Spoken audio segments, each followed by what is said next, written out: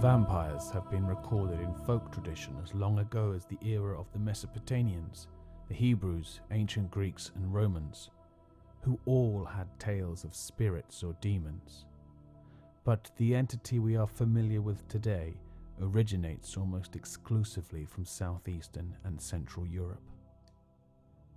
The creature was a regular topic of fascination for gothic novels, with John Polidori's The Vampire in 1819 often considered the first and most influential, but it was not until Bram Stoker published his cult book Dracula in 1897 that the modern imagination of the vampire takes hold.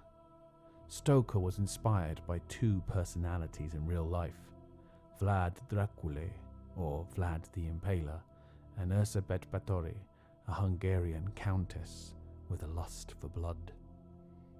The suave and irresistible villain who stalked maidens for their blood by night and lay shrouded in a coffin at day has long been a subject of fascination for storytellers, and now the evolution of this undead menace in popular culture is the subject of a new exhibition at the Caixa Forum in Zaragoza. Covering the development of the story of Dracula as set out in Bram Stoker's work, the exhibition charts a course through Western cinema, including a fascinating comparison of the original 1922 Nosferatu by F.W Murnau and the 1979 Werner Herzog interpretation, The Phantom of the Night. The original film was almost lost forever as Bram Stoker's widow fought the filmmakers for breach of copyright, won, and saw the film destroyed. One copy survived. Perhaps it is the relative proximity of the Dracula mania and the birth of cinema that accounts for the unending fascination the medium has had with the character, and it is primarily the cinematic evolution of vampires that forms the basis of our journey through irresistible gothic horror.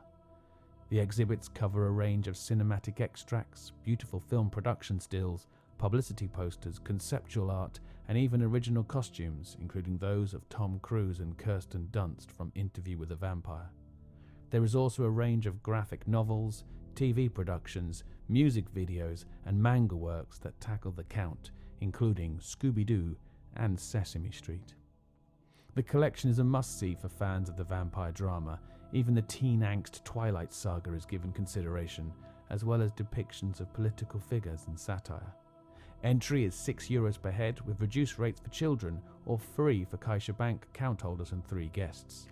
Alongside the exhibition is perhaps a unique opportunity to watch the screening of the original 1929 Nosferatu on Tuesday 2nd of March at 7 p.m.